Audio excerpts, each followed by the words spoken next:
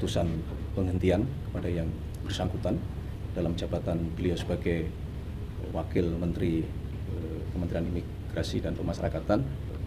Kami sampaikan bahwa sore hari ini Bapak Presiden telah menandatangani surat pemberhentian tersebut. Pertama-tama, sebagaimana tadi pagi juga sudah kami sampaikan bahwa berkenaan dengan peristiwa yang menimpa saudara Silmi Karim, tentunya kita merasa prihatin bahwa kemudian terjadi lagi hal-hal yang sebetulnya tidak kita harapkan. Di satu sisi kami juga pemerintah dalam hal ini menghormati proses hukum. Sekaligus pada kesempatan ini izinkan kami juga menyampaikan apresiasi dan terima kasih kepada seluruh aparat penegak hukum, baik Kejaksaan, Komisi Pemberantasan Korupsi yang terus bekerja keras luar biasa untuk sama-sama kita bersama-sama memerangi tindak-tindak pidana korupsi. Berkaitan dengan hal tersebut, kalau pertanyaannya apakah kemudian Bapak Presiden telah memutuskan untuk melakukan putusan penghentian kepada yang bersangkutan dalam jabatan beliau sebagai Wakil Menteri Kementerian Imigrasi dan Pemasyarakatan, kami sampaikan bahwa sore hari ini Bapak Presiden telah menandatangani surat pemberhentian tersebut. Mungkin apakah ada penggantinya atau bagaimana, Mas? Untuk sementara belum diputuskan mengenai siapa yang akan menggantikan tugas tersebut, karena tugas keseharian masih bisa dijalankan tentunya oleh Bapak Menteri ya, karena kan yang sedang menjalani proses hukum kan kapasitas jabatannya sebagai Wakil Menteri. Dan tadi pagi juga sudah kami sampaikan bahwa kami sudah berkoordinasi dengan Menteri IMIPAS untuk memastikan peristiwa ini tidak boleh mengganggu sama sekali pelayanan-pelayanan kepada masyarakat. Itu ada di bawah naungan Kementerian IMIPAS. Saya kira demikian. Mas, bahkan dalam satu hari kan ada 2 kejadian mengenai dugaan rasuah nih, Mas. Ini apakah dari Pak Presiden ada evaluasi menurut kepada kabinet atau bagaimana, Mas? Kalau pertanyaannya apakah ada evaluasi, sesungguhnya sejak Bapak Presiden mengucapkan sumpah di hadapan DPR MPR sebagai mandataris, sebagai Presiden Republik Indonesia, sebagai kepala negara dan sebagai kepala pemerintahan, dan di dalam berbagai kesempatan beliau berulang kali menyampaikan bahwa salah satu yang harus kita pastikan semuanya adalah kita harus perang melawan korupsi. Dan di dalam berbagai kesempatan beliau selalu menyampaikan bahwa mari kita semua menyadari hal tersebut, membenahi institusi kita masing-masing, diri kita masing-masing. Itulah yang makna selama ini beliau selalu mengingatkan kepada kita semua. Artinya ya, kenapa kemudian kita cukup prihatin karena dalam 2 hari ini ada 2 kejadian yang berkenaan dengan tindak pidana korupsi. Untuk Undang-Undang soal rupiah di tengah rupiah semakin melemah dan IHSG juga masih gonjang-ganjing gitu, Mas. Langkah apa yang akan dilakukan oleh pemerintah? Apakah sampai mengevaluasi menteri atau seperti apa, Mas? Berkenaan dengan masalah rupiah, kami pemerintah dalam hal ini Kementerian Keuangan, kemudian Bank Indonesia, kemudian juga Otoritas Jasa Keuangan terus berkoordinasi secara intens untuk terus memonitor dan kemudian melakukan langkah-langkah. Tapi yang pasti bisa kami sampaikan bahwa kita harus yakin bahwa sesungguhnya fundamental ekonomi kita yang tergambar dari pertumbuhan ekonomi, kemudian dari inflasi yang masih terjaga, insya Allah sesungguhnya kita memiliki fundamental ekonomi yang cukup kuat. Terkait dengan agenda Presiden di Danantara, Mas, tadi siang mobilnya terpantau masuk di gedung Danantara, itu apa sih, Mas, yang dibahas?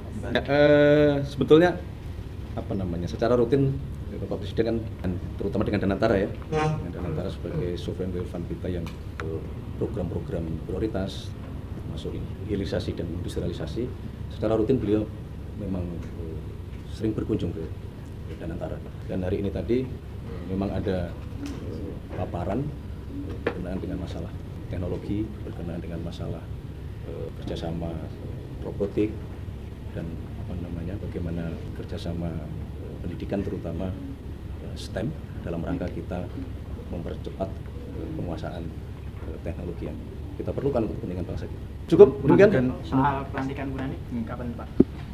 Bu Nani jadi kepala BGN pas secara resmi. Oh, pelantikannya? Ya.